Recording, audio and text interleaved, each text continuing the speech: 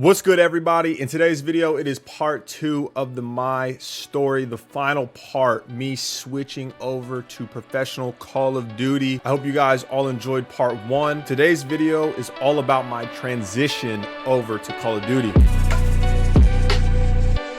Now, for context, guys, I was super nervous when I decided to switch over to COD just because it was a new game. You know, like I know it was a first person shooter, not to, gas myself up, but I was an elite level Halo player. So I was confident in that aspect, but I knew Call of Duty was a whole new game.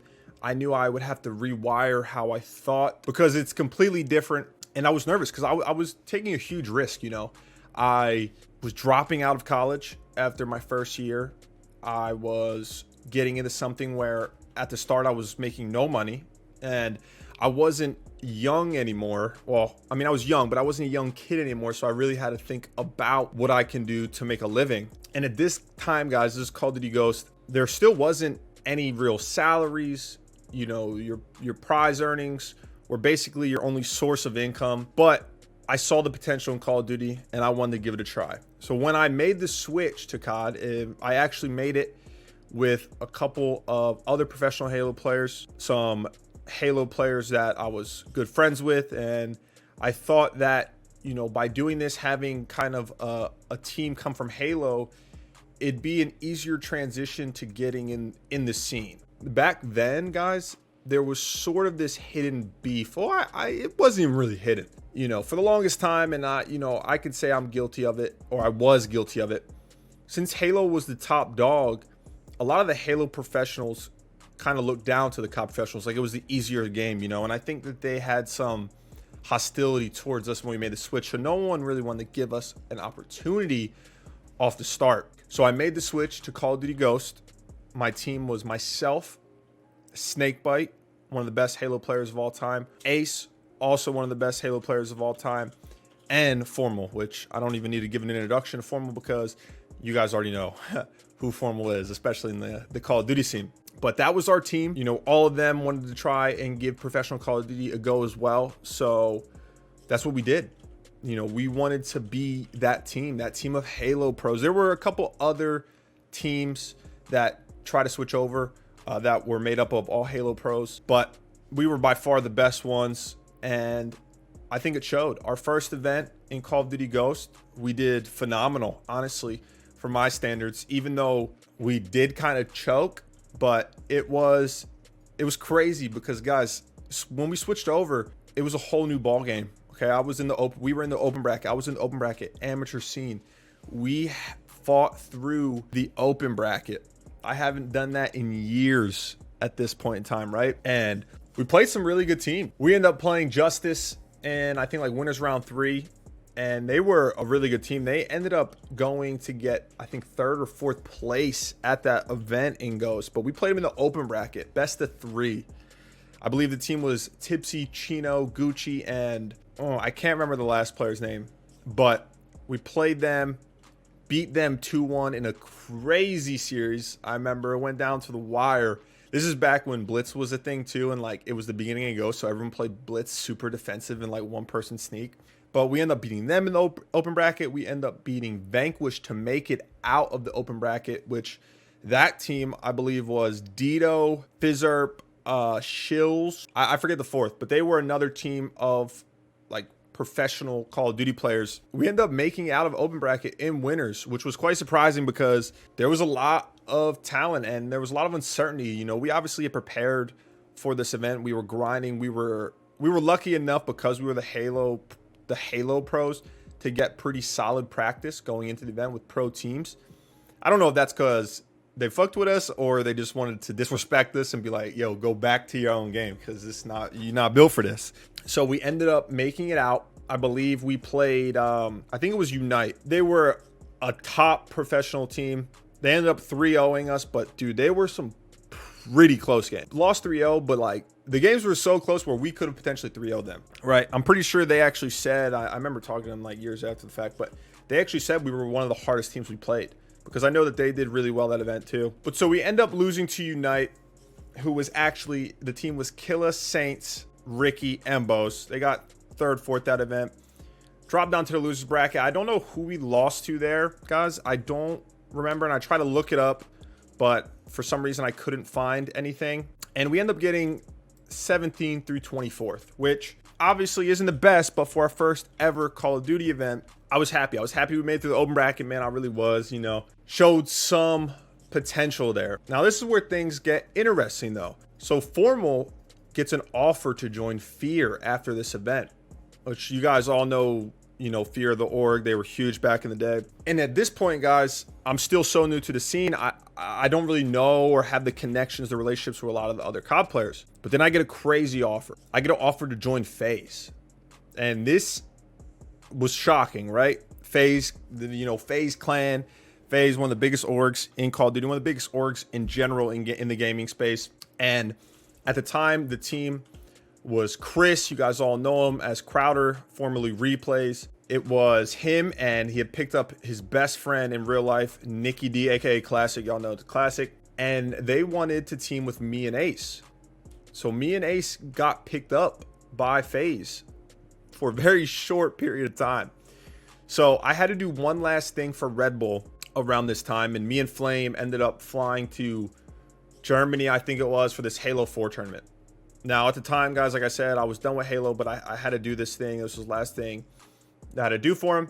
And so they announced that I'm on Faze, and I was on the team. Like I was. We had played for a little bit. We were okay, but shit went south quick because we had obviously gotten 17th through 24th on Primal, which was our team name at the first event.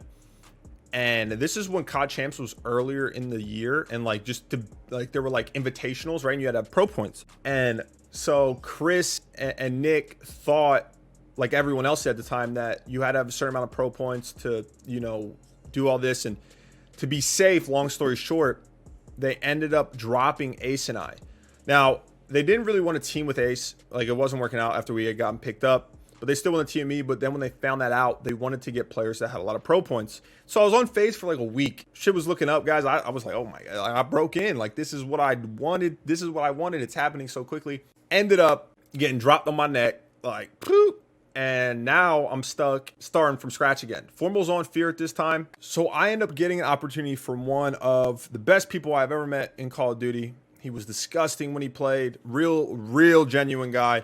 And he's honestly like my Call of Duty father in a way, right? He's the first player who I knew of Call of Duty Pro who gave me a shot. That's the homie Andy, aka Strife. He was on Elevate. He got 9th through 12th, I believe, at the event that we got top 24. And he gave me a shot, and I grinded. It was him, Miyagi, Perplex for a little bit, and then we ended up picking up Bloods. Okay, and we were grinding. We had went through a bunch of the game battles, 2Ks to get pro points, because that's how you got pro points, the 5Ks, all that stuff. And we ended up going to the COD regional qualifier, which was how you qualified for COD Champs. Unfortunately, we did not qualify. It was honestly one of the biggest lows of my life, I'd say. Okay. I know that's kind of exaggerated, but I had so much promise, right? When I thought I was on Faze, I thought, you know, I was really making a name for myself, to then end up being dropped. And I had this great opportunity as well, though, with Elevate, but we go to the regionals and we don't qualify for COD Champs. I didn't even qualify. I think we lost the round before, and it was heartbreaking. It was at Full Sail, the college in Orlando, Florida. And I remember just not even qualifying and just sitting on the floor after, down, upset. And I thought that was it. I thought it was it. I didn't even qualify to compete at COD Champs.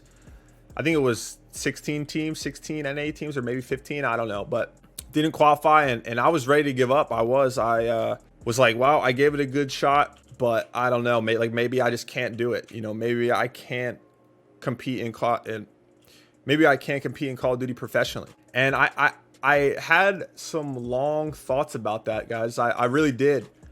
But then I ended up getting another opportunity from players who I knew from, when I was competing in Halo, and I thought they were, good Call of Duty players, and they gave me the chance to compete with them, but also move into a team house. And that was Curse Black.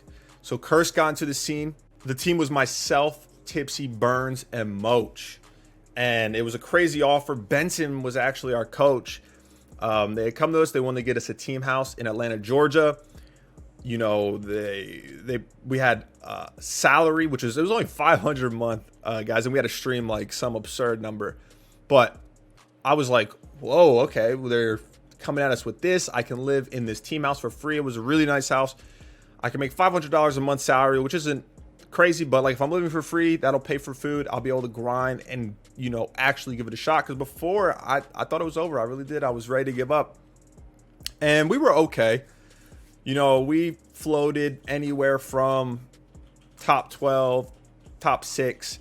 But we did have one really good placing, and that was at Anaheim in Ghost. We ended up getting 4th place, which no one thought we were going to place that well. But that was big for me because not only were we able to get 4th, I was able to finally get a taste of a top tier placing in Call of Duty. And I had that that drive and that confidence now, like I can do this. I was still nowhere near considered a top tier player, very middle of the pack, but it gave me the confidence and the motivation to keep grinding. And we were on that team for a while, man. And Ghost was not the best year from me. Like I said, you know, most of my placings were top 8, you know, had the one top 4, but it was mostly anywhere 5th through 8th. And it was a good learning experience for a year. It really was. You know, I was expecting more, but that's just because who I am as a person, man. I'm so damn competitive, and like I expect to win at all costs, no matter what. But it was a great learning experience. I found out that I can compete in Call of Duty at the highest level, but I just wasn't quite ready. But that's where it all turns. Advanced Warfare comes out, and that's my game. That is my game. I started off the year teaming with, it was myself, Mochilla, Chino, and Slasher, guys. We won the first 5K. This was online, I remember, because at this point, me and Moch weren't teaming with Burns and Tips anymore. They were out of the house. Me and Moch were still living in Atlanta, Georgia, in this big-ass house. Just us two, bro. We had the worst eating habits of all time. We were literally just eating like pizza, wings, Domino's, grinding AW into all hours of the night. I didn't even see humans beside Moch for like a month. No bullshit. And we come out hot. We get 2nd in the 2K, and then we win the 5K, the first one. So like this is big time. No one thought that team would be able to do that. And I remember because it was a huge paycheck. I think we ended up making like 2,000 or 3,000 each. And guys, at the time that was a lot of money for me because, you know, I was only making like $500 a month salary. That's it. And I thought, okay, this is my year. I feel comfortable. Like this is my breakout year. And then I ended up getting an offer, which in hindsight wasn't the best move, but you know, I was still so new in the scene. I wanted to be on a good team, and I got an offer to join Justice, to join Classic and Slacked. Me and Moch did. I wanted to bring Moch along because I had teamed with Moch in Ghost, and we were, you know, this was good for us. Classic and Slacked had a great year in Ghost. They were professional COD players, so I thought this was the next step. And you know, we did okay. We did okay. We got top 8 at the first LAN event. You know, it was whatever. And then we got 4th at UMG Orlando. And we played really well. I mean, we were a top team. We weren't a contender by any means, but we were a top team. Then things get a little mixy because back then you had to obviously be 18 to compete at Champs. And AW Champs was like midway through the year, not even, like probably like 40% mark, and Slack couldn't play. And at this point in time, guys, I was kind of the standout player on Justice on this team, and a lot of teams wanted to pick me up. Knowing that Slack couldn't play, and you know, Slack was a very good player, I didn't know who we would be able to get to replace him. And then I also had the opportunity to play for Optic Nation or Faze. And I thought, you know, I had to take this opportunity.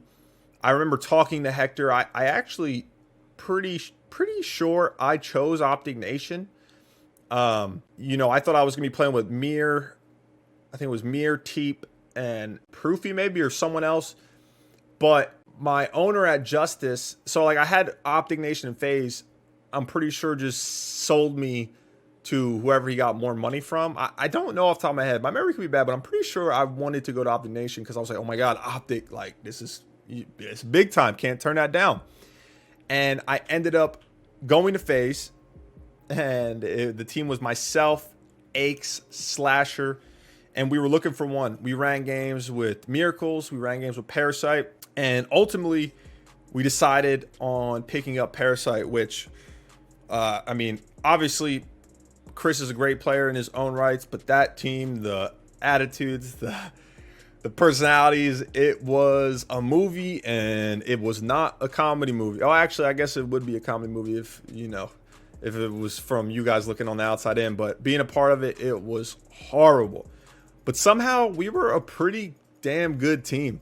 You know, we floated around the top 4, top 3 area, but it really was, it was just a clusterfuck. Like, we did not gel in any way. I mean, we had good placings. Somehow we ended up getting 3rd at champs in AW, which was unbelievable feeling for me. I think that was $30,000 each, and that was my biggest take from any event I've ever played in up to this point. $30,000. I was there. I was at Call of Duty Championships. I was there on Sunday, and I was like, it was one of the best events I've had of all time. It was so upsetting to not be able to even be in the finals or have a chance to win, but to know that I had progressed so much from Call of Duty Ghosts to AW was an amazing feeling. I mean, it really was. At this point, I was a standout player. You know, a lot of people consider me a top player, and it felt good. It did. You know, I went all in on this, guys. I dropped out of college to do this, and shit's finally starting to turn around. But I wanted more. I wanted more. And so that's why me and Slasher decided to pick up Zuma and Huke. This is after champs. We were a fantastic team. I mean, we only teamed for 2 events. We got 2nd in both events, losing to the OG Dynasty, which sucked, of course. They battered us. And then this is where things get even more weird in the AW season. So I don't have any wins at this point, but I have 2 second places, a 3rd at champs, man. Like I said, I'm considered one of the best players in the game. And Karma can't go to the events outside of the country because he doesn't have his passport, or he doesn't have his all of his criteria. Like, he was waiting for his visa or something along those lines, and Optic asked me to go. And at this point, you know, it was like an invitational. The 2 events were invitational, so us on Faze didn't even go, and I figured I had to take this opportunity. I was able to sub in for Karma for the 2 events. We ended up going back-to-back on Optic. It was my first 2 ever Call of Duty event wins. It was a great 2-week time over in London, and I don't know where it was. Was it Paris and London? Or it was, I don't know where, but all I know is, dude, we had a blast. It was awesome. Just the whole experience. Not only to win both of those events, but to enjoy life out there, man. Like, we were there for 2 weeks. You know, I felt like I built a great relationship with all the boys out, like all the boys on the team, Scump, Formal, Krim, Hector as well. And it was just awesome, dude. It was awesome. I felt not satisfied, but I felt accomplished, you know, my first 2 wins. But I knew after that, I was going to have to go back to Faze, and we were going to have to play against this team that I had just subbed in for these 2 events, and they had our number. And then there was drama with the Faze team. Long story short, without getting into it because it took too much time, me and Zuma had heard that Slasher was trying to team with Clay and Attach because they had won COD Champs. Clay and Attach on Denial, but Denial wasn't looking so hot anymore. And Austin, you know, said that it wasn't true. But Tommy took it to heart, and Tommy was my boy, you know. Oh, he still is my boy, but Tommy was my boy, and he was like, you know, fuck him. Let us team with Clay and Attach. I'm pretty sure it came out that, like, Clay masterminded this whole thing. But so even after 2 second place finishes back to back, we decided we're going to leave Huke and Slasher and join Clay and Attach. And people were mind blown because we were clear cut the second best team at this point in AW. It was Optic Gaming and then us. And then it was like a tier where no teams were, and then everyone else below. And people thought it was a horrible move. You know, I was confident. I was excited. You know, Clay and Attached, they're like, yo, we have the fire.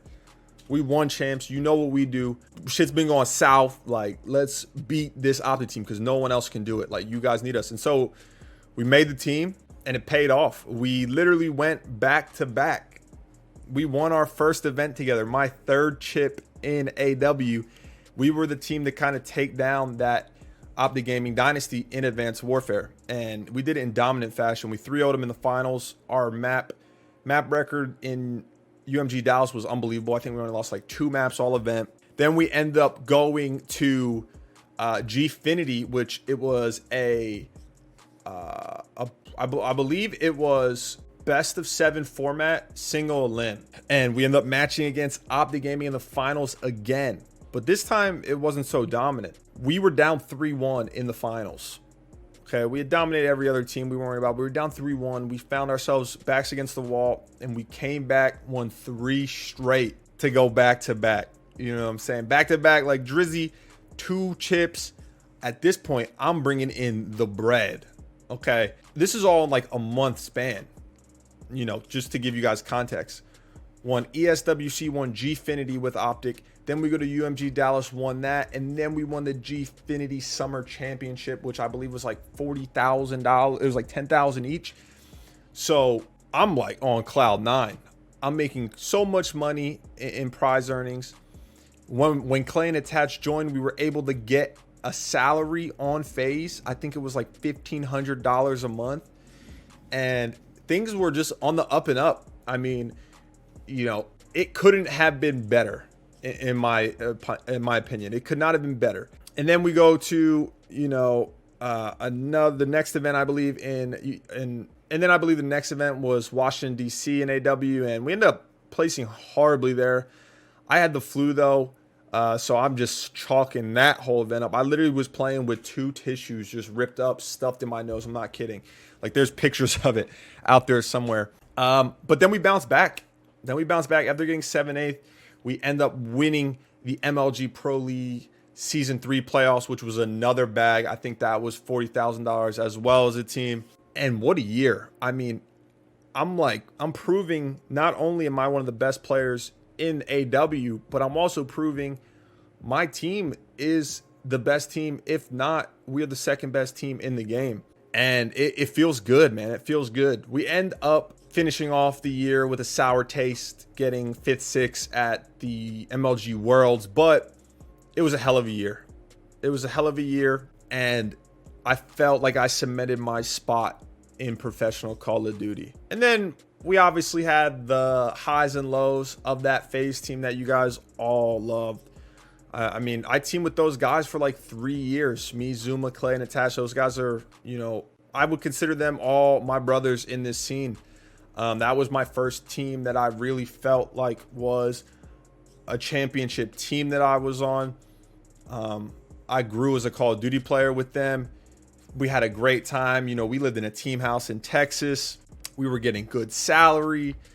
You know, everything was great in the grand scheme of things, but there were a lot of highs and lows. You know, Black Ops 3 wasn't our best year together, but we stuck it out. You know, we were a 4 through 8 placing team for most of the year, and IW was a little bit better. We didn't win besides winning the PlayStation Experience Invitational, which was like the first event for IW, but we were arguably a top 3 team for most of that year, but no wins again. And you know, we just felt like at that point we had to make a change. You know, we had prolonged our stay, and it got to the point where we were just arguing about petty shit that like just because we were around each other for so long. You know, it happens in life. And you know, that change ended up not being the change that we needed. There was a lot that went on with it. We thought it was going to be gunless for Attach. It ended up being gunless for Clay. Didn't work out in the end of IW. And then I thought, you know what? I need a change. I need a change in scenery. It just isn't working. You know, after the success that I had and Faze had in AW, it almost felt like it was never going to stop. And then reality hit in that everything does come to an end. And, you know, I had to do something. I had to do something to, you know, reignite the fire in me competitively. And that's why I joined EG in World War II. Got an unbelievable offer.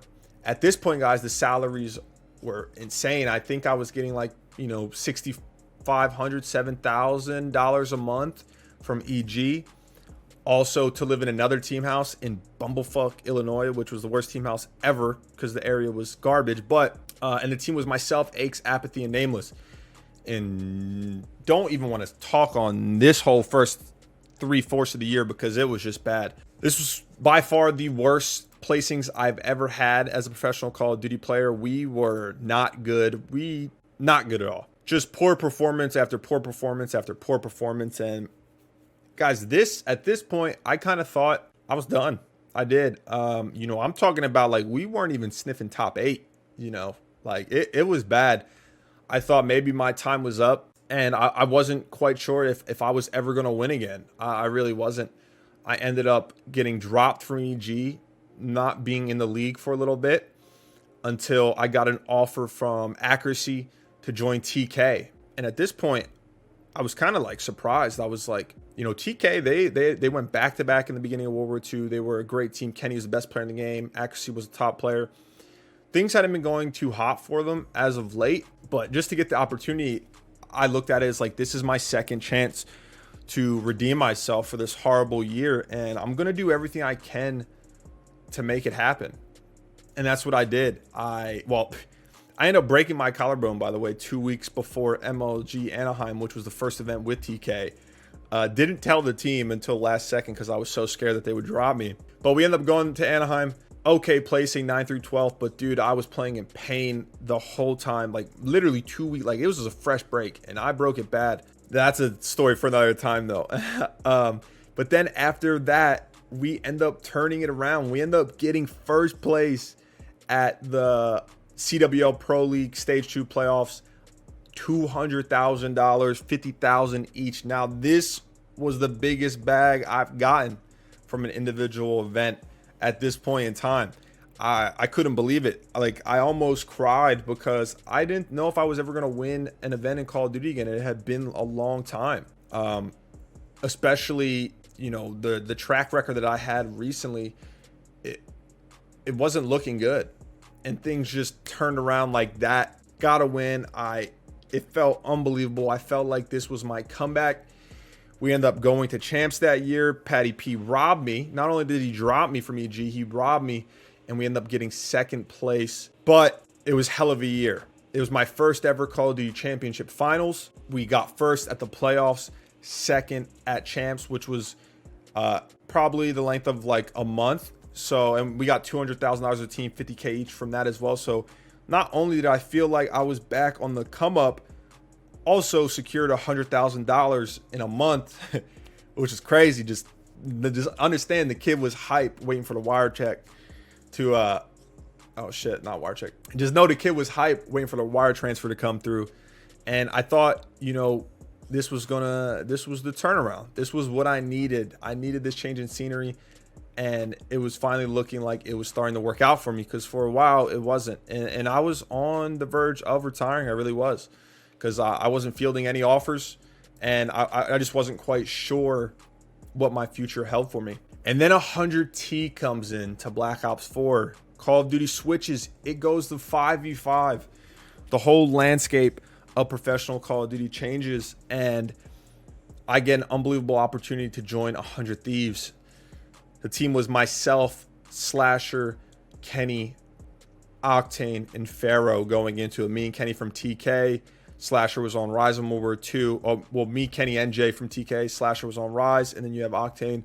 And this is kind of what I was waiting for. This championship caliber team. Unbelievable talent. You know, we were highly rated as the best team next to Optic Gaming going into Black Ops 4. And like, I thought, like, okay, this is where I find myself at the top for another whole game, you know, really legitimize myself as one of the best players of all time. And it starts rough. We barely make the Pro League. I'm talking about by the skin of our teeth, barely make the Pro League. And we realize it's not working out. The attitudes were kind of similar to how Faze Red were, where it was super super toxic. The personalities just didn't mesh. I thought we were going to blow it up. I really did. And we end up coming to the decision of benching Jay because him and Austin just really did not get along. Everyone was hostile versus each other because, going into the game, people thought we were for sure a contender, potentially best team. We were going to be the best team in the game. It just wasn't working out. But Jay and Austin really had it up with one another. And so we ended up picking up Priesta and Crowder from Faze. Now, Chris was done competing at this point. After we had, a lackluster performance, barely made the league. Faze didn't make the league, actually. And it changed everything for us because Chris became our coach. Chris is one of the smartest brains, smartest minds in Call of Duty. And we were getting Priesta, someone who fit the role that we needed to play. And we took off. Our first event as a team, we got 4th place in Fort Worth. Preston got really sick on Sunday, and we actually had to have Jay fill in. Luckily, he was there. I think we could have made a deeper run in that tournament if Preston didn't get sick, but we end up getting 4th, and then we go back-to-back at London and Anaheim, 100 Thieves first chips. Might honestly be one of the best feelings I've ever had because not only was it amazing to go back-to-back, prove to myself after the lackluster start of Black Ops 4, going into this, honestly, it felt amazing for 2 reasons. One, because of the lackluster start going into Black Ops 4 after I had an unbelievable finish in World War II and getting a lot of criticism from the fans and, other players and being able to kind of shut everyone up, but also to win 100 Thieves, its first championship for Nade, for John Robinson. I know y'all have seen it. Shout out John Robinson, shout out Nate, shout out boys. It felt unbelievable. I did shout out my girlfriend, she just didn't hear it. But it felt like this unbelievable weight was lifted off my shoulders. And, we had a little bit of a hiccup at the CWL playoffs in Miami. We got 5th, 6th. And then we had one of the most legendary runs in Call of Duty history, one of the most legendary loser bracket runs. Unfortunately, cut short by EU United. We went from losers round 1 at COD Champs, man. We were considered the favorites, one of the favorites to win. It was us and United, and we went to losers round 1. We fought our way all the way back to the finals, lost to United, unfortunately, and I got 2nd at back-to-back COD Champs. Now, this one hurt.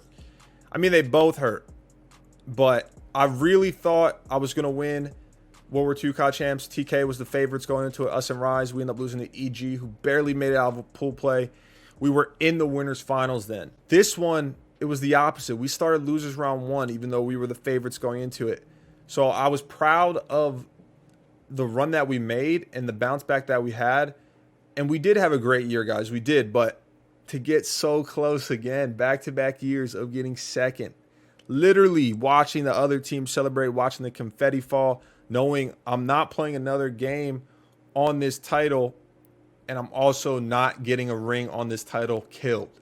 It killed, and no. And it was tough. It was tough. Even though I had now seen, good success in World War II after the shitty beginning with joining TK, winning an event, getting 2nd at Champs, and then winning 2 events in Black Ops 4 and getting 2nd again. Like, I was having some real consistent success, but I wanted a ring, you know what I mean? Like, and I just couldn't accomplish it back-to-back years being this close. It's tough. It's tough. And then after that, I don't even really want to get into Modern Warfare because I didn't really play, guys.